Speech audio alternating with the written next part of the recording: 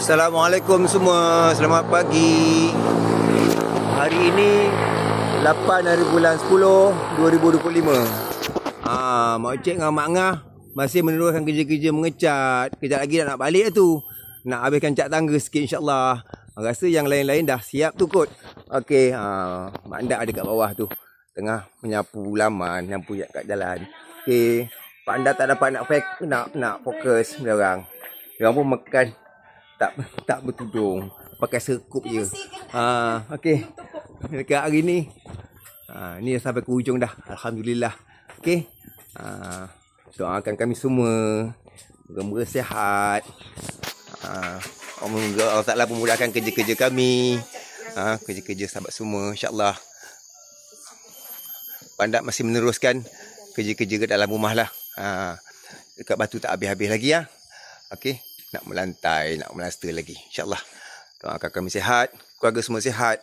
Okey. Sahabat-sahabat sihat. InsyaAllah. Salam semua. Assalamualaikum. Sayang semua.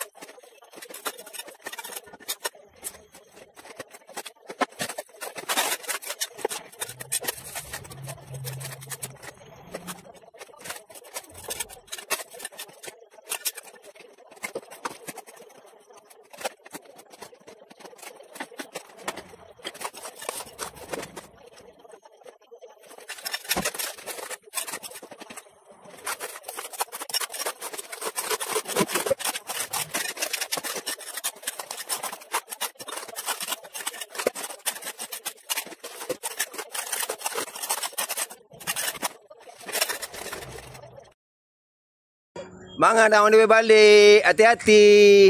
Terima kasih. Waalaikumsalam.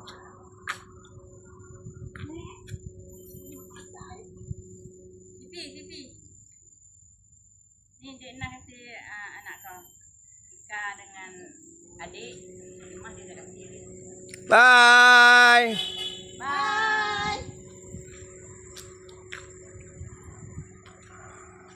Ya, Alhamdulillah. Siap juga sampai ke hujung. Sampai ke hadapan. Alhamdulillah. Tangga dah berseri. Alah, kat situ ada Wan.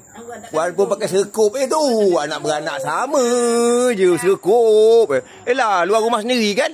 Bukan rumah orang, rumah sendiri. Elah, Alhamdulillah. Syukur, Alhamdulillah. Cantik dah rumah bonda.